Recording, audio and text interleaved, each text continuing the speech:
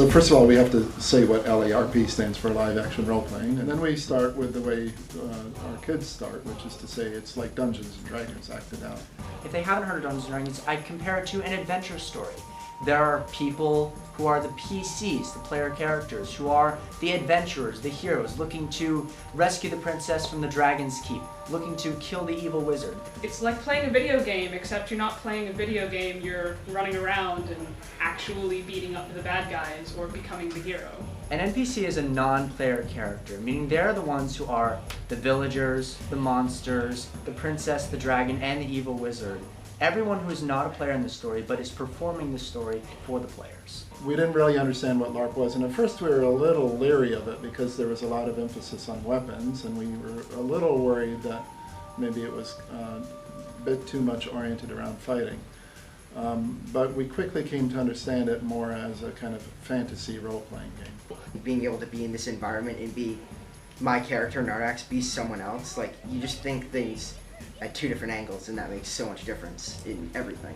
Stop. Please stop. Stop right now. Put the scroll away.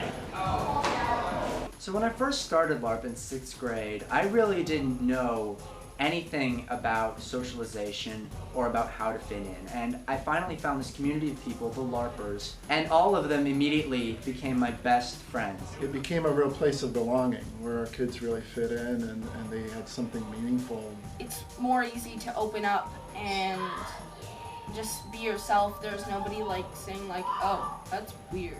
Physically, it will train you how to run until your lungs are exploding and you look over your shoulder and there's actually something chasing you. If you get confronted by somebody dangerous, you can learn by role-playing some ways of like making them back off. Suckers!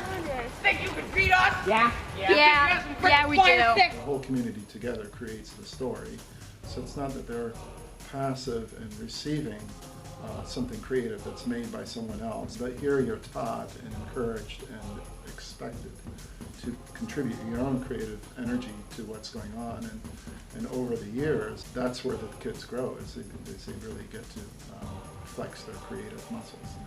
You do have some girl players who are really powerful, and you don't want to get on their bad side. It's not because they're a girl, it's because they're a very interesting person who has a lot of magical abilities or who could probably kick your butt. And there are guys who aren't necessarily extremely powerful characters who probably wouldn't feel the need to kick your butt. I remember when I was younger, there was adults that I looked up to who would still play games and wrestle with me, who would paint action figures or play music, or they would show me that it was okay to grow up and be old, and I could still be who I wanted to be. That let me be like, oh cool, growing up doesn't have to be a super drag. I don't have to compromise my heart to grow up.